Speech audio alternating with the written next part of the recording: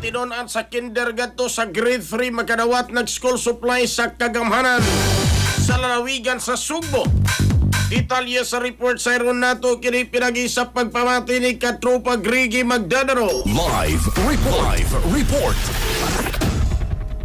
Grigi. Yes, gisugdan na sa Kapitolyo o gagamhanan sa probinsya Sugbo ang pagpangparpod og mga school supplies o ingon man school assistance ngadto sa mga tinunan sa kindergarten hangtod sa grade 3 dito mismo sa may Konsolasyon Central School. Diin maghatag kini og iwong tabang ngadto sa mga naginang tinunan nga sila matabang usab silang pagtungha karon nga school year kay nasigutan nga pagpangparpod na desisyonan nga i-roll out na kagahapon adlaw atol sa pagtigo mga ipahigayon ni Governor Pamela Pambari 4 o ingon man sa local school board diin ang kinasigutan nga mga assistants adunay mga gilangkuban og school bag, notebook, pencil, ruler, eraser, tumbler, crayola, pad paper o uban pa nga mga panginahanglanon diya mismo sa tunghaan ang public service officer nga si Christopher Baricquatro nga kisa may focal person karon sa Provincial School Board may parehag ang kinasigutan nga distribusyon human res may lungsod sa Konsolasyon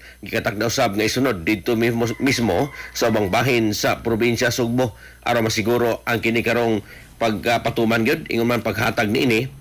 ngadto sa mga tinunan gayong ang provincial government makig-coordinate gyud ngadto sa nagkadiyang local government unit kon LGU aron isaingon ang kining mga makadawat nga mga tinunan wa gyud pili-pili kalabot niini sa miaging semana ang Cebu Provincial School Board miaprobar usab og moabot o mokabat sa 367 million nga supplemental budget alang sa edukasyon diri mismo sa probinsya Sugbo nga naglakip sa 37 million pesos nga additional alang sa office o school supply o instructional materials nga magipurpod karon ngadto sa mga tunghaan loko probinsya Sugbo. Kabahin nga sigutan ng inisitiba ang Kapitolyo sa Abong Pahigayon o Education Summit sa tanan nga mga tunghaan karon nga school year aron usab nga matambalan ang kining gitawag og learning gap loko probinsya Sugbo.